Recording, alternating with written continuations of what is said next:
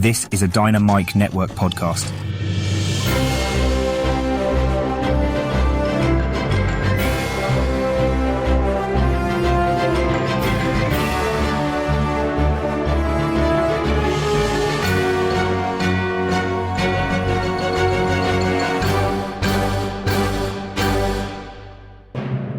Hi, and welcome to the Dynamic Duel podcast, a weekly show where we review superhero films and debate the superiority between Marvel and DC by comparing their characters in stat-based battle simulations.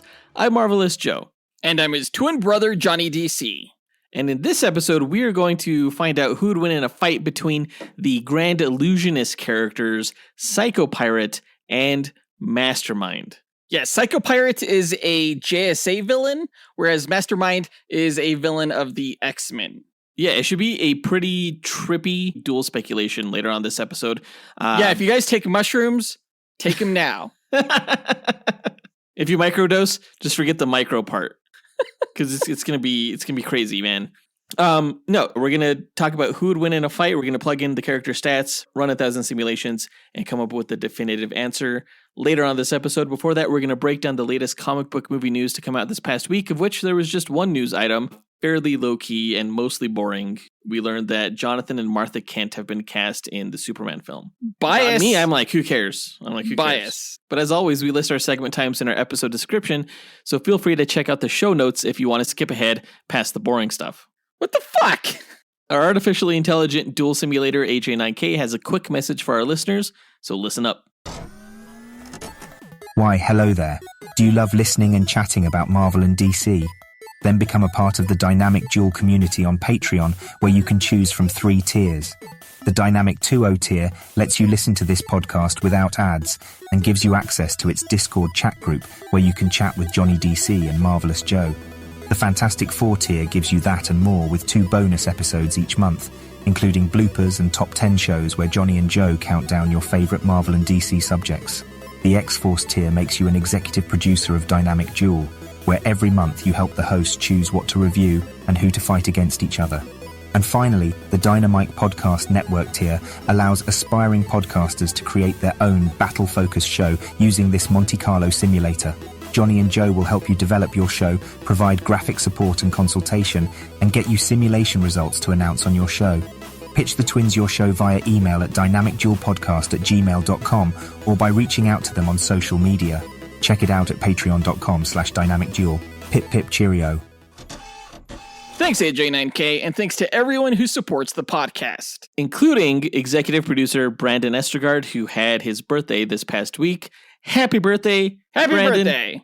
If I could get you one gift from Marvel, I think it would be to have the power of the Puppet Master, the Fantastic Four villain. That way you can animate all the cool Funko Pops that you have.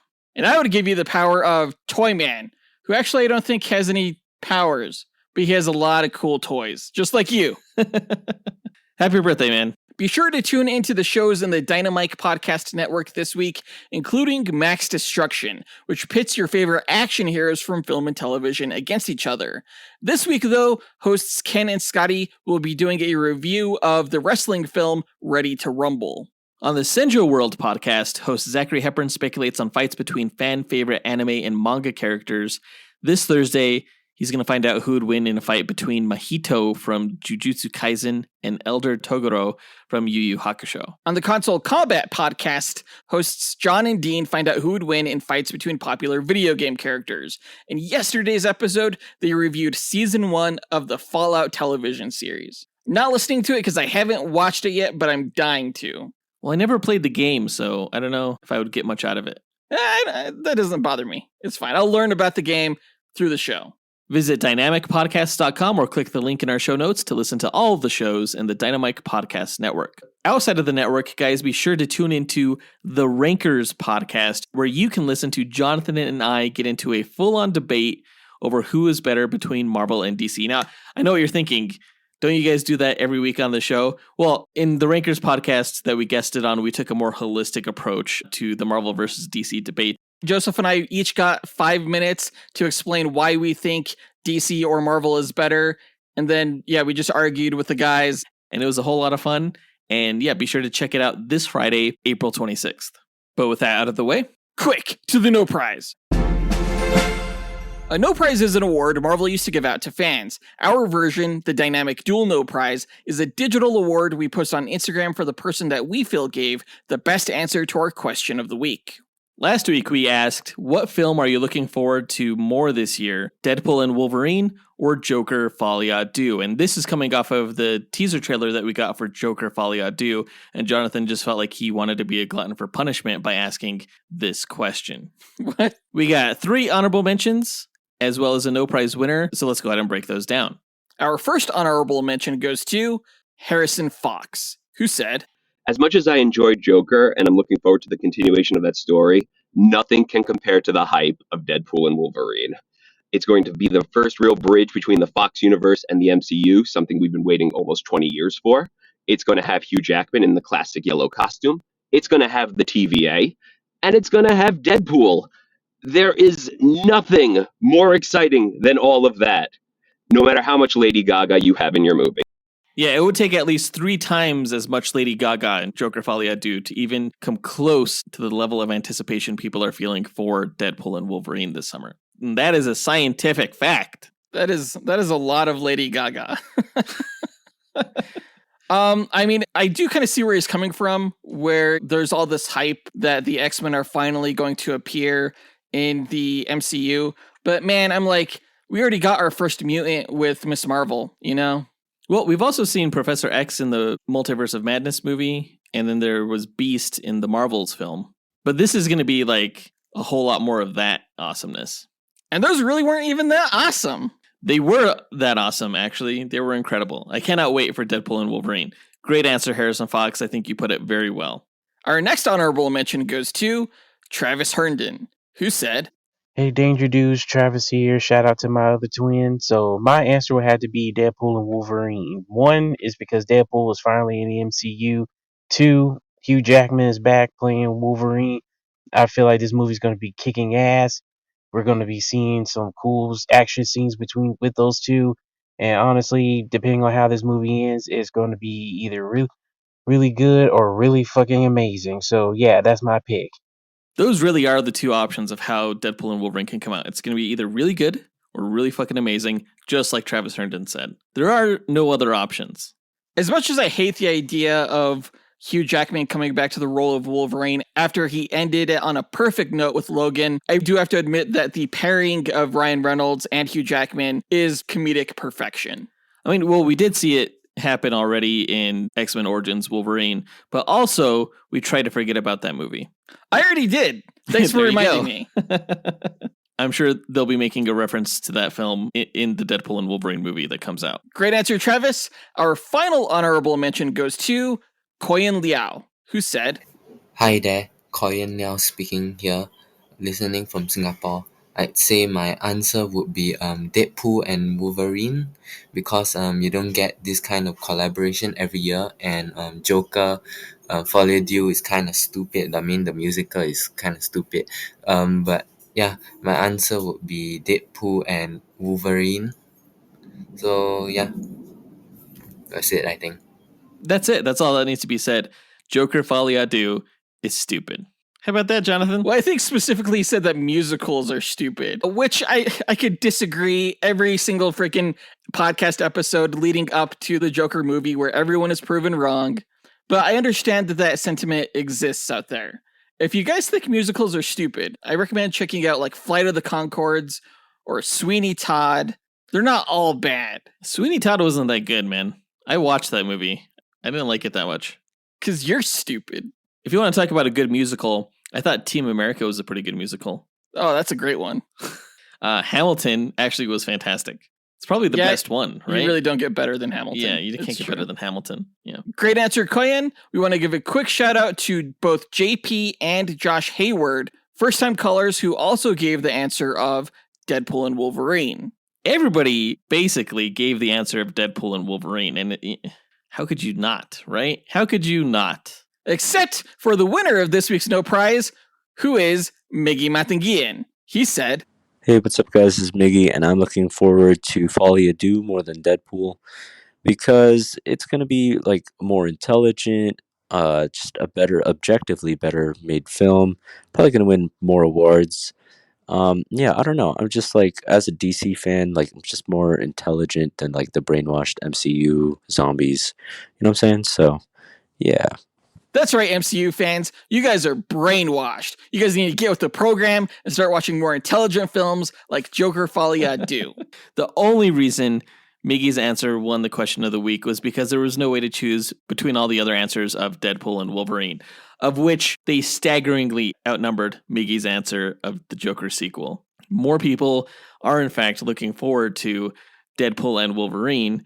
And yeah, you may, like, I don't know, try to rile us up by saying we're less intelligent for that, but that just makes you look petty, because obviously everyone knows Deadpool and Wolverine is going to be the better superhero film.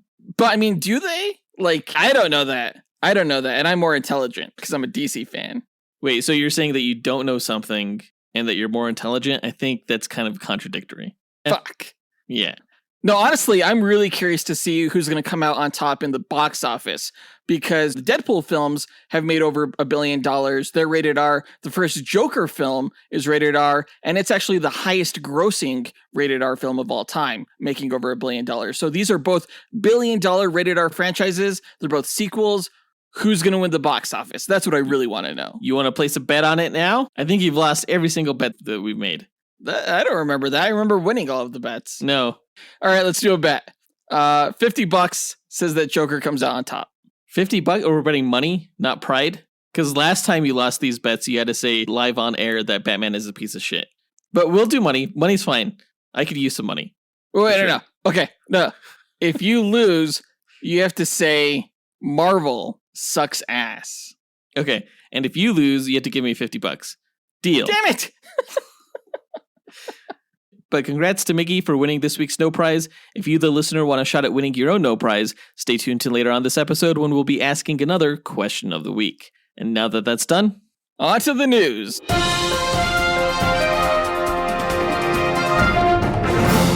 Okay, so this past week, The Wrap, I believe, was the first trade to get the exclusive castings for Jonathan and Martha Kent, the farmer adoptive parents of Superman, in the upcoming Superman film. Jonathan Kent is going to be played by Pruitt Taylor Vince, who I most know from Constantine. He was Constantine's priest friend. But he's also had a recurring role on Netflix's Stranger Things. He was in Agents of S.H.I.E.L.D. He was in Heroes Reborn, True Blood, The Walking Dead, The Mentalist, Murder One, which he actually won an Emmy for. The guy has a pretty robust filmography. Who was he in Agents of S.H.I.E.L.D.? I don't remember him. I don't know. I didn't watch that show. Well, why don't you look it up on IMDb and then tell me? Hey, same to you, pal. Same to you. You're the one asking the question. Okay, according to IMDb, he played a character named Grill in 4 episodes in season 5 of Agents of S.H.I.E.L.D. And I don't remember that character at all.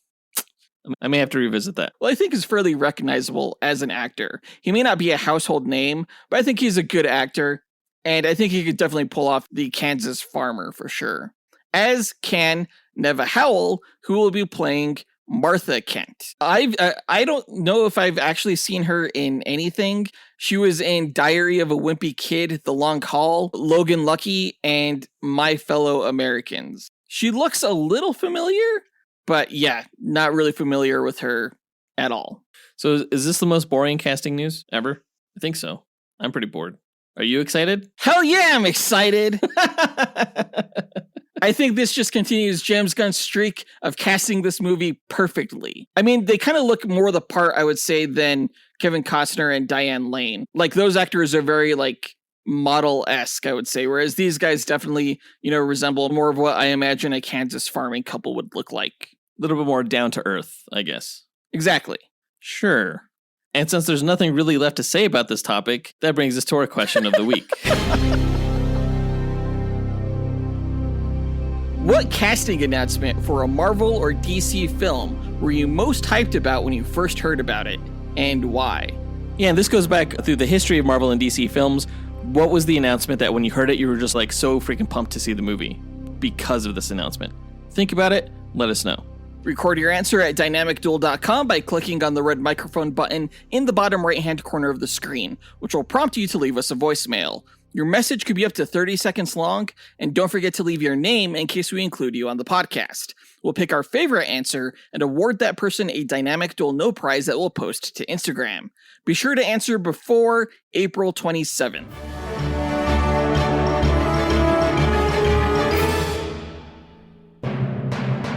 But I think that does it for all the news for this episode, so let's go ahead and move into our main event, where we find out who would win in a fight between the JSA villain of Psycho Pirate and the X-Men villain, Mastermind.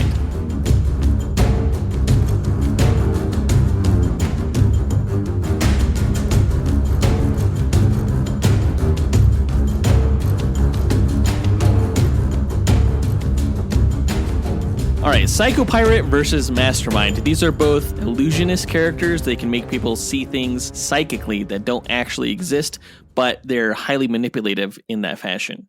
No, well, for Psycho Pirate, these things actually do exist. They're lifelike duplicates. What the fuck? How is he an illusionist then? That's like reality warping, not illusions. Yeah, he's a reality warper, you could say. Well, this is a stupid match. Whose idea was this? Miggy's?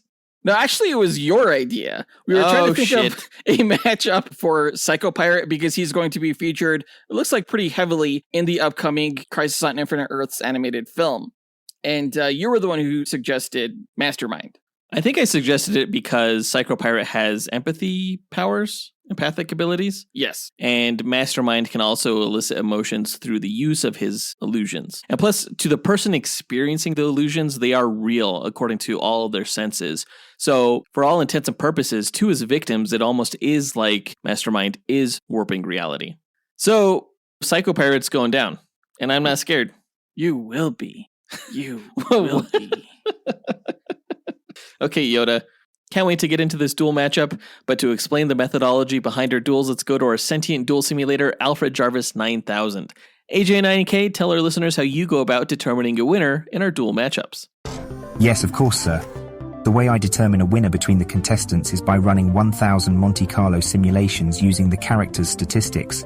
A Monte Carlo simulation is a probabilistic model used to determine outcomes through random sampling. In this case, I randomize the statistics along a normal distribution as a way to simulate the many variables that can occur during battle.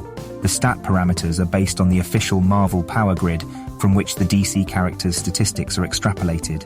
Additional stat categories are included such as range, damage potential, versatility, and perception in order to create a more detailed and accurate simulation. The results of the 1,000 simulations provide a percentage of wins for each character.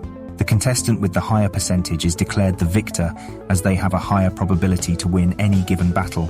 In an equitable pairing, neither character should win 100% of the matches.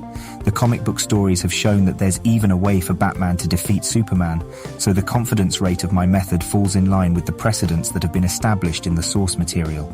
My mathematical simulations are without subjectivity or bias. Feats are not the sole consideration, nor are fan votes tabulated for determination of the winner. Thanks, AJ9K. Before we run the simulations, though, we like to break down each character's histories and abilities before improvising a scenario on how we imagine one of the 1,000 simulations would play out beat for beat. And I believe it's my turn to go first with the DC character, so let me tell you all about Psycho Pirate. Now, on Earth 2, an alternate reality from DC's primary universe, a greedy, middle-aged pressman for the Daily Courier newspaper named Charles Halstead hated his publisher for not paying him enough. This hatred drove Charles into orchestrating a series of crimes based on emotion as the costumed villain, Psycho Pirate. As Charles became successful in his crimes, he became bolder. Though after he challenged the Justice Society of America to stop him, the team managed to do just that, and Charles was put in prison. You can learn more about the JSA in our Justice Society vs. Fantastic Four episode. Charles became obsessed with manipulating people's emotions and dabbled in psychology and mysticism, enabling him to escape prison several times, only to be returned to a cell by the JSA over the decades. By the mid-60s, Charles grew ill in prison, and, wanting to pass on his secrets before death, taught his young cellmate, Roger Hayden, everything he knew about manipulating emotions, and also revealed the existence of the Medusa masks, mystic and ancient golden masks discovered by the archaeologist Kent Nelson, aka Dr. Fate of the JSA. The Medusa masks portrayed emotional expressions that were projected onto anyone who saw them. You can learn more about Dr. Fate in his Duel episode with Doctor Strange. Charles died soon after, and Roger, who had been sentenced to a year in prison for attacking his father, an emotionally abusive psychiatrist, was set free. Roger was eventually able to acquire the Medusa masks, which he used successfully to commit crimes as the new Psycho Pirate. It wasn't long before Roger decided to melt and merge the masks into a single, all-powerful Medusa mask, allowing him to manipulate others across the broad spectrum of emotions without having to change masks. Confronted by the JSA, Psycho Pirate soon realized that merging the masks had corrupted their magic, resulting in him being able to and needing to feed on others' emotions, otherwise he would succumb to mental anguish. Thanks to Dr. Fate, the GSA was able to imprison Psycho Pirate, who was later broken out of jail by the Ultrahumanite so that he could join a secret society of supervillains. Over time, Psycho Pirate was driven insane by the pain of needing to feed on emotions, though he was eventually cured by the multiversal overseer known as the Monitor, who had recruited Psycho Pirate and other heroes and villains to save the multiverse from his brother, the Anti-Monitor, who was destroying it. The Anti-Monitor kidnapped Psycho Pirate, however, and after being promised an entire world of beings whose emotions he could toy with and drain, Psycho Pirate manipulated the Monitor's champions and at one point was able to manipulate entire universes. This proved to be too taxing over time, however, and resulted in Psycho Pirate losing his powers. After the Anti-Monitor's defeat, the multiverse was merged into a single universe in which Roger was confined to Arkham Asylum, driven insane after being connected to the minds of so many beings, as well as being one of the few in existence to remember the multiversal crisis and the existence of past universes. Psycho Pirate eventually escaped Arkham with help from a fifth-dimensional genie known as a Thunderbolt, and was able to purge his memories of the past multiverse through the Thunderbolt's electroshock treatments. After a team-up between Psycho Pirate and the Thunderbolt failed to bring down the teams of Infinity Inc. and the Outsiders, Psycho Pirate was imprisoned once again. The Thunderbolt's therapy eventually wore off, however, and Roger's pre-crisis memories returned. The strain of remembering so many lives that had been lost caused Psycho Pirate's Medusa mask to manifest the fallen characters, returning them to life. The characters eventually discovered, though, that not only were they illusions created by Psycho Pirate, but in fact were comic book characters. With help from Animal Man, the characters and Psycho Pirate were put at ease and faded from existence. The Medusa mask, however, did not disappear and bounced from Arkham Asylum to the Outsiders and the Suicide Squad. When the archdemon Neuron unleashed the underworld on Earth, it was revealed that Psycho Pirate had been residing in Limbo, and he agreed to sell his soul to Neuron in exchange for life and power. While Neuron was on Earth, the Psycho Pirate was able to transform the Medusa mask into an eye patch and remained sane. Upon Neuron's defeat, however, the Medusa mask returned to its earlier state, as did Psycho Pirate's mind, over time, remembering pre-crisis events and characters. It was the return of Psycho Pirate's memories that caused him to realize that he and Power Girl, originally Earth 2's Supergirl, were the only two survivors of Earth 2 in the new universe that was created. You can learn more about Power Girl in our Power Girl vs. Valkyrie episode. After failing to get Power Girl to join his cause and helping Alexander Luthor of Earth 3 to restore the multiverse, the emotionless Black Adam straight up killed Psycho Pirate by shoving his fingers through his face, and the Teen Titan Raven later destroyed the Medusa mask. That is until the Blackest Night, when zombified heroes and villains returned from the dead to kill all life in the universe. With the Medusa mask constructed from his black ring, Psycho Pirate pit Superman and Superboy against each other, though once Superboy managed to steal the black Medusa mask and use it against the Black Lanterns, Psycho Pirate and the others returned to inanimate corpses. When the Flash reset DC's continuity in a Flashpoint event, Roger Hayden was one of 20 humans that were captured and experimented on by the villain Brainiac, giving them psychic abilities.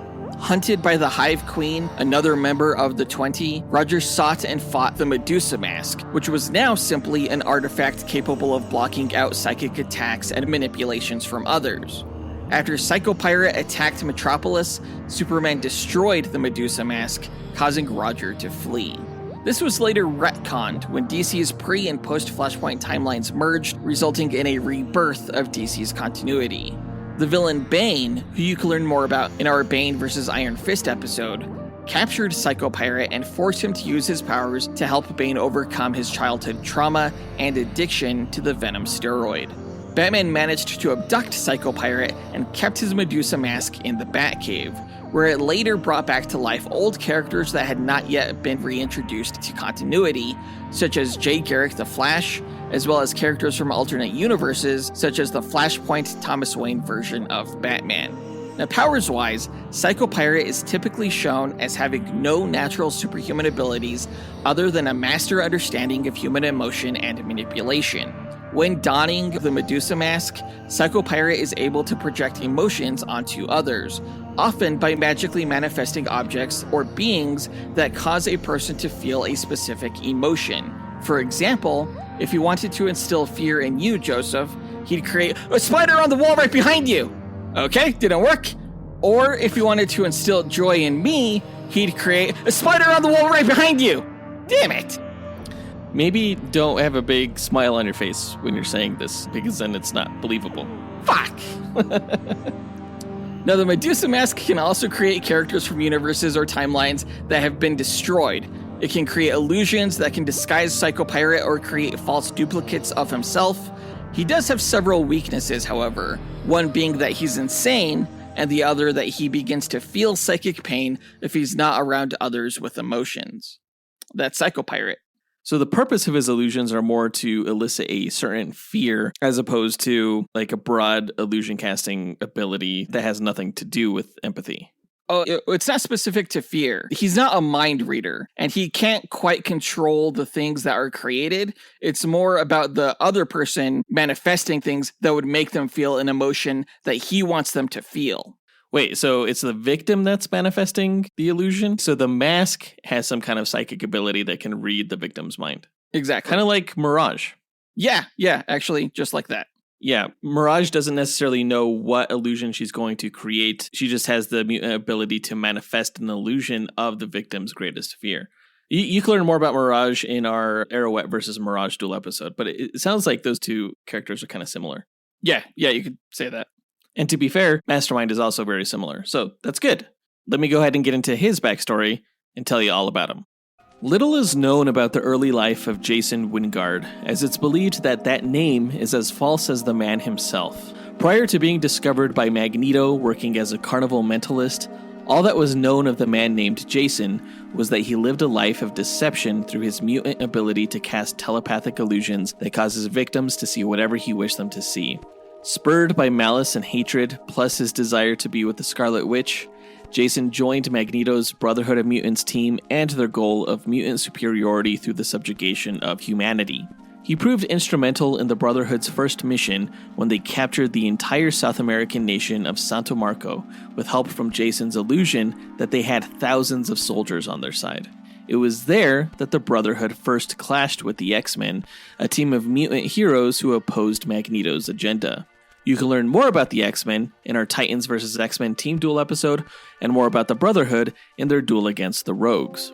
The Brotherhood and X-Men would repeatedly clash over the years, and Mastermind would employ such illusions against them as flames, duplicates of himself, or he would just use his trusty handgun that he always carried with him. The Brotherhood was often defeated, however, and the frustrated Jason joined a new group of mutants bent on world domination called Factor 3, alongside other X-Men enemies as the Blob, Vanisher, Eunice the Untouchable, and Changeling. They planned to instigate a nuclear war between the United States and Russia. However, when it was revealed that the team leader Mutant Master was an extraterrestrial, Factor 3 and the X-Men united to defeat him. At one point, Mastermind teamed up with the Sentry villain known as the General to implant the illusion in the hero's mind that he should no longer use his powers. You can learn more about the Sentry in our Duel episode where we pit him against Zod. Later, a secret group of influential mutants called the Hellfire Club invited Jason to join their inner circle, seeing his power set as a valuable asset for their agenda to amass greater wealth and power. You can learn more about the Hellfire Club and their tradition of codenaming their highest-ranking members as chess pieces in our Poison Ivy vs. White Queen Emma Frost Duel episode. To prove his worth to the Hellfire Club, Jason set out to manipulate the X-Men member Jean Grey and turn her into the Inner Circle's Black Queen. He wasn't aware, however, that at that time, Jean Grey was actually a manifestation of the cosmic entity called the Phoenix Force, who had taken on the appearance of Jean in order to experience new sensations. Jason exploited her mind into joining the Hellfire Club, though the X-Men leader Cyclops tried to intervene. When Jason cast an illusion to the Phoenix Force that he killed Cyclops, whom she loved, he inadvertently unleashed her fury and transformed her into the Dark Phoenix, which you can learn more about in our Raven vs. Phoenix episode. In retaliation for Jason's manipulation, the Phoenix Force opened his mind for a moment to the vastness of the universe, driving him insane. He was rejected from the Hellfire Club and taken to Bellevue Hospital for psychiatric recovery. Upon being released several years later, he set about getting revenge on the Inner Circle and the X-Men. He attacked Emma Frost, putting her into a coma. He created a rift between Rogue and her adoptive mother Mystique, and he got Wolverine's fiancée Mariko Yashida to call off their wedding. Finally, he convinced the X-Men that Cyclops' new fiancée, Madeline Pryor, was the Dark Phoenix, hoping to get them to kill her. However, Cyclops discovered Jason's deception, and the X-Men defeated him. Eventually, Jason discovered he had contracted the Legacy virus, a disease lethal to mutants that was unleashed by Cable's clone from the future named Strife. Jason's legacy was carried on, however, by several of his estranged daughters, two of whom inherited his illusion casting abilities and took his codename of Mastermind. His first daughter, Martinique Wingard, was hired by the villain Arcade to frame Wolverine for the murder of several women in London. She turned on Arcade, however, whom you can learn more about in our Riddler vs. Arcade duel, and later joined Mystique's Brotherhood of Mutants team. Martinique was eventually incarcerated and forced to join a new team called X-Corps, led by the former X-Men member Banshee, who felt the best approach to achieve Professor X's dream of peaceful coexistence between humans and mutants was to have a mutant police force to regulate the activities of other mutants. However, it was revealed that Banshee was using Martinique's illusion-casting powers to placate the more villainous, quote-unquote, reformed members of the team. After the revelation of this news, the X-Corps was disbanded. Jason's other daughter, and Martinique's half-sister, was named Regan Wingard. She was hired by Sebastian Shaw, the Black King of the Hellfire Club, to manipulate the mutant Sage into betraying the X-Men and compelling Rogue to attack her teammates by making her see them as someone else. Eventually, her illusions were turned back on Regan, leaving her in a vegetative state. She was taken in and cared for by the X-Men, and when she recovered, she ended up joining the team for a time. However, it turned out to all be a ruse in coordination with the villains Mr. Sinister and Mystique, and Regan revealed a team of mutant villains that she had been concealing this whole time called the Marauders, who went on to attack and capture some of the X-Men heroes. The X-Men later fought back against Mr. Sinister, and Wolverine stabbed Regan, taking her out of commission for a time. You can learn more about Mr. Sinister in his duel against the Ultra-Humanite.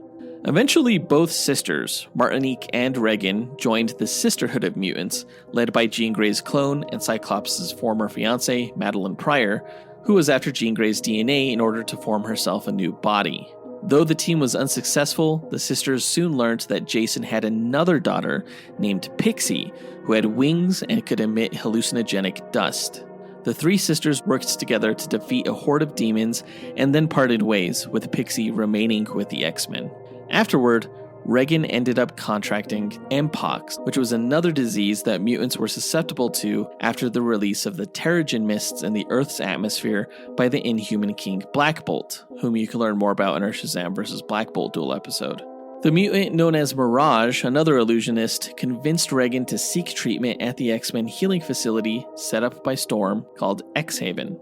When Professor X and Magneto founded a home for mutants on the sentient island nation of Krakoa, they established a process for resurrecting mutants using a combination of mutant powers, including mass generation, reality warping, time manipulation, and genetic and psychic archiving. Using a DNA sample from Jason, they were able to bring Mastermind back to life after he had succumbed to the legacy virus years ago. He ended up partnering with the villain Mr. Sinister, helping him keep secret a clone farm that he had set up behind the Krakoan Council's back. You can learn more about Krakoa in his duel against Danny the Street. Powers-wise, Mastermind has the mutant ability to cast psychic illusions. His illusions affect all the senses of his victims, making them able to see, hear, smell, touch, and even taste what is projected into their minds. This not only lets Mastermind alter his opponent's perception of their environment, but also their perception of him. These illusions are so strong that even if a person is consciously aware that they're inside of an illusion, their mind will still react to it as if it were reality. He can extend his illusions to affect up to an entire city, and the more intelligent the victim, the greater the effect. His one weakness is that he has to keep his concentration in order to maintain his illusions, leaving him vulnerable to people who are under his influence. Finally, Mastermind carries a regular handgun, and he will shoot your ass. How's that for a superpower? I'm not scared. You're bringing a gun to a mask fight, bro. Now, Mastermind was in the movie X-Men 2, right? Like, there was a character that was a combination between Mastermind and Legion. Yeah, he was William Stryker's son. He was in a wheelchair, and he basically manipulated Professor X to use Cerebro in Stryker's plan to kill all mutants on Earth. This version of Mastermind in the movie was very different from the comics version. The comics version isn't in a wheelchair. He doesn't have two different color eyes, and he's not the son of William Stryker. Gotcha. Okay. But he was pretty twisted in that movie. I remember Stryker saying that his wife ended up killing himself with a drill to the temple in order to bore the images out that Mastermind was casting in there. So he's a pretty kind of scary villain, actually. Not as scary as Psycho Pirate.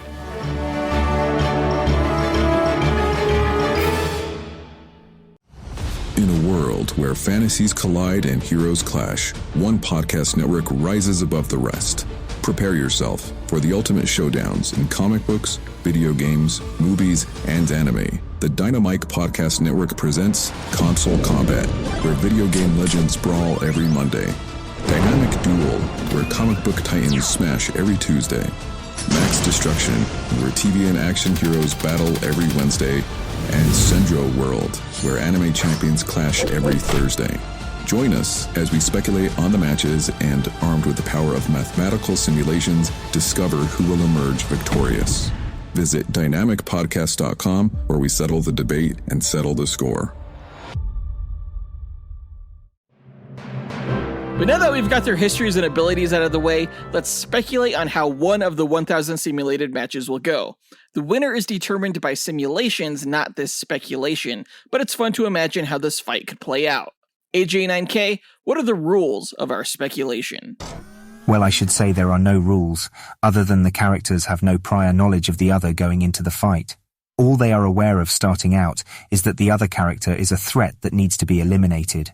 For the speculation, the contestants will begin approximately 50 meters apart in a nondescript environment that will have no bearing on the match itself, as no environmental statistics are considered in my simulations. The contestants must earn victory on their own merit. All right, then let's get into it. Psycho Pirate and Mastermind meet on the battlefield. Who goes first? This is going to be hard, I feel like. But I'm going to say that Psycho Pirate goes first because he's just crazy. So he'll probably want to scare Mastermind right away, in order to feed off of his fear. So Psycho Pirate starts by making Mastermind see a series of mirrors surround him, showing him grotesque, exaggerated reflections of his own creepy-ass face. That makes sense because Mastermind is notoriously ugly in the comics, and he often cloaks his appearance with an illusion to make others see him as more handsome. So he's kind of insecure about that. Right. I feel like that's a good start. So he's going to see his hideous form, and he's going to be like, "Ew," and he's going to cast an illusion of darkness around the whole environment so that he can't see himself and other people can't see him either. Wait, so Psycho Pirate can't see? Exactly. Okay. Fuck. In the comics, when Psychopirate wants to cast an emotion upon someone, like you see that emotion form on his Medusa mask, which is normally blank. I'm not sure if people need to see that in order to feel the emotion, or if like the magic of the mask projects that emotion on them regardless. Well, it's called the Medusa mask, right? That's true. You probably have to see the mask in order to be affected by it. So that would actually make this darkness illusion probably much more effective than you realized it would be. I don't really think Psychopirate can do anything about it either, so I guess it's still your move. Okay. All right. So the darkness is there, and then suddenly the lights come back on, and Psychopirate finds himself in a medieval torture chamber illusion, and he's strapped to like this torture rack where this executioner guy is slowly stretching Psychopirate, and Psychopirate's in a tremendous amount of pain, actually believing that he's being stretched. Oh, okay. Wow. Can Mastermind see what's happening to Psychopirate? Yeah. Actually, he's in disguise as the executioner, I'm going to say. Sweet. Okay. Now, even though Psychopirate is in like an extreme amount of pain, his Medusa mask has a smile on its face, which causes a bunch of feathers to dance around Mastermind, tickling him and making him laugh and be happy, which breaks his concentration and causes him to drop the illusion. Tickling? That's the stupidest thing I've ever heard of. Hey, don't tell me that. Tell Mastermind. So, Psychopirate is back on his feet, and Mastermind is just giggling like an idiot. Wait, so Mastermind is being tickled because the Medusa mask conjured up a way for him to be happy, and that's what happened? Yeah, that's how he feels he would be happy, by being tickled. Okay. Stupid. So Mastermind is probably wondering what the fuck's going on as he's being tickled. The illusion drops. He's probably going to assume that the feathers that are tickling him have manifested due to his opponent. So he's going to try as he can to fight through the silliness, and he's going to cast a bunch of duplicates of himself, like 20 duplicates around the battlefield who aren't being tickled, and they surround Psychopirate in like this circle. And this is going to cause the feathers to disappear since Psychopirate believes that there's suddenly a lot more opponents to contend with. Interesting. Okay. So Psychopirate, he's probably going to try and defend himself from the horde of masterminds by making them feel wrath and just start attacking each other. But of course, this obviously isn't going to work because they're not real. Right. And he's going to realize that. He's going to realize that they must be fake because, his mask can affect even beings as powerful as the Spectre. Now, this wrath is going to affect the real mastermind, and he's just going to run into the circle of illusion duplicates that he created and try to start physically attacking Psychopirate. But before he can, Psychopirate switches from inciting wrath to inciting trust. Not before Mastermind shoots Psychopirate with his handgun in all of his wrath. An illusion bullet or a real one? A straight up real ass bullet. Psychopirate gets shot. Too bad Mastermind aimed for Psychopirate's head, because that bullet just bounced right off of the Medusa mask. So What? Psychopirate is shocked, but he's not dead. Psychopirate would be knocked unconscious if he was shot in the mask. No, it's like made of magic metal. He's been shot in the mask before. Really? Yeah. So now that Psychopirate knows Mastermind has a gun, that's when he's going to project severe depression and just cause Mastermind to, unalive himself with his own gun. Jeez. That's dark. That's real dark. You must be from the DC universe. Except by this point, I'm going to say Mastermind is pretty much onto Psychopirate's powers of emotional manipulation. So before Psychopirate makes Mastermind depressed, Mastermind is going to cast an illusion of like a thick cloud of gas to hide himself. And Psychopirate's going to see it as poison gas. He's going to think it's poison gas, so Psychopirate's going to choke on it and die, in reality just choking on, the air or his own spit or something. How would Psychopirate know if the gas he's breathing in is poisonous? Because it looks poisonous, it's going to be like a green gas that smells like sulfur or something like that. Okay. But, it's not real poisonous gas. So, Psychopirate's just going to wake up while he's on the ground and realize he wasn't really choking. So now he's pissed, and he's going to project the Earth 2 versions of the entire Justice Society. You know, like Dr. Fate, Hawkman, Green Lantern, all the badasses. And they're just going to straight up beat Mastermind to death. What does the Justice Society have to do with emotions? They don't, but he can also manifest beings who died in like past dead universes. Okay. And these projections are real or they're illusions? They are illusions, but they are solid. They're solid constructs. Okay, so Mastermind sees the Justice Society, and before he gets beaten up, he casts an illusion of the X-Men. And the X-Men are going to beat the shit out of Psycho Pirate, or, you know, that's what Psycho Pirate experiences anyway. And he's just going to die from the pain of being beat up by the X-Men, Illusion X-Men. And I think that's the perfect place to end the match. Either Mastermind gets beat up by the projections of the Justice Society, or Psycho Pirate's mind succumbs to the pain of being beat up by illusions of the X-Men. All right, yeah, that's a great place to leave off. Let's go ahead and find out which of these scenarios happens by inputting the character's stats, running the simulations, and coming back with a winner. AJ9K, hit it. Inputting data, running calculations, processing results, simulations complete. Now, should we have run stats on the JSA versus the X-Men for this particular speculation? Oh, geez. No.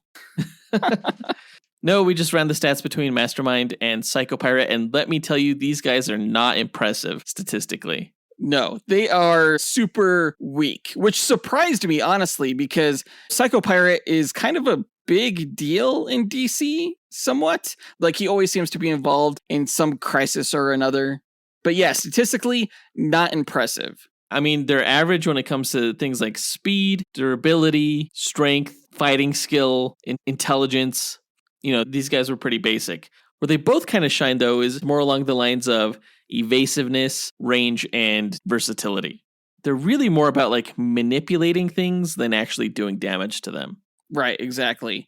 But when it came to things like range and evasiveness, we did give Mastermind the slight edge, considering the fact that, yeah, we figured people probably do need to be looking at the Medusa mask for it to affect them.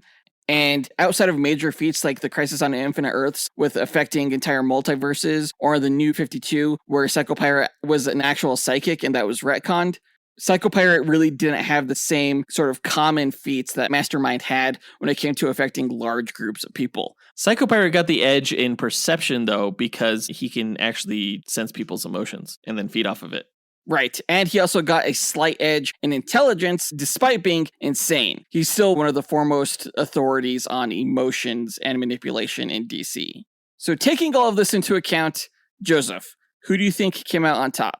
I don't know. It's so hard to say. I mean, I think these characters were really hard to pin down statistically due to the nature of their powers.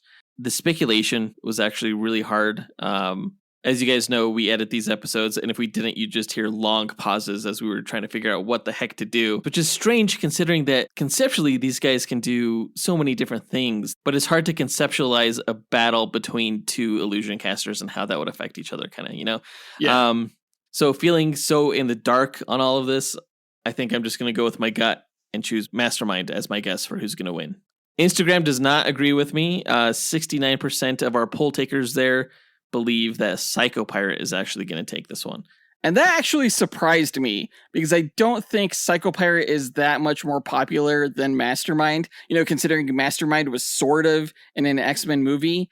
I kind of chalked this up to not only Psycho Pirate's involvement with major crises that kind of, you know, make him feel bigger than he actually is, but also because he kind of looks like Iron Man in like a medieval jester costume. Mastermind probably has the worst supervillain costume in all of Marvel Comics. It's really bad. He basically just wears like a brown sack, so he's not impressive looking visually. Well, let's see if he's impressive in his win rate. AJ9K, the results, please. Here you are, sir.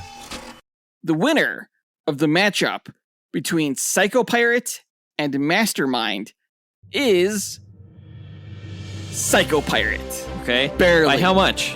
Psycho Pirate won 517 of the 1,000 matches compared to Mastermind, who won 483.